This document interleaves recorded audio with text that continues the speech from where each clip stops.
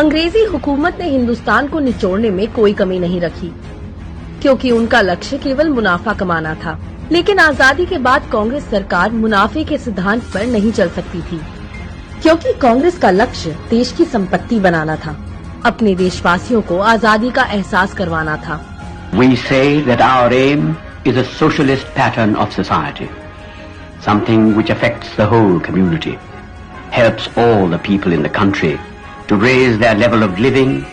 इसके लिए जरूरी था कि निजीकरण के बजाय राष्ट्रीयकरण का मार्ग चुना जाए। हवाई सेवा एयर इंडिया का सरकारीकरण इसी राष्ट्रीयकरण की शुरुआत थी। JRD टाटा द्वारा स्थापित एयर इंडिया के शेयर भारत सरकार ने खरीद लिए और एयर इंडिया इंटरनेशनल के नाम से अंतर्राष्ट्रीय हवाई सेवा शुरू की गई। 8 जून को पहले अंतर्राष्ट्रीय विमान ने बॉम्बे से लंदन के हीथ्रो एयरपोर्ट के लिए उड़ान भरी। इस सफलता से उत्साहित भारत सरकार ने 1948 से 1950 के बीच कई देशों के साथ अंतर्राष्ट्रीय हवाई सेवा शुरू की। अंततः 1953 में भारत सरकार ने एयर इंडिया का राष्ट्रीयकरण करते हुए एयर कॉरपोरेशन एक्ट 1953 पारित किया। इस महाराजा ने मुश्किल वक्त में देश का साथ दिया और कई मिशन को अंजाम तक पहुंचाया और लोगों की जान बचाई। परंतु वर्तमान में निजीकरण की अंधी दौड़ में महाराजा खुद धराशायी हो गए।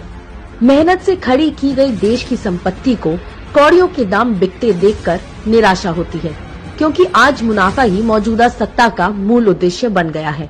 भले इसके लिए देश की संपत्ति को बेचना तक पड़े, और ये देश की संपत्ति मात्र नहीं बल्कि धरोहर को बेचने का दुस्साहस हो रहा है। ये लोग आज अपनी विफलताओं के गड्ढे भरने के लिए देश की संपत्ति, देश की धरोहर को बेचकर अपना कारोबार चला रहे हैं। देश की संपत्ति बेचने के इस दुस्साहस को स्वीकारने का मतलब है आजादी के सिद्धांतों और बलिदानों से समझौता करना, और हमारा कर्तव्य है कि ये हरगिज नहीं होना चाहिए। जय हिंद।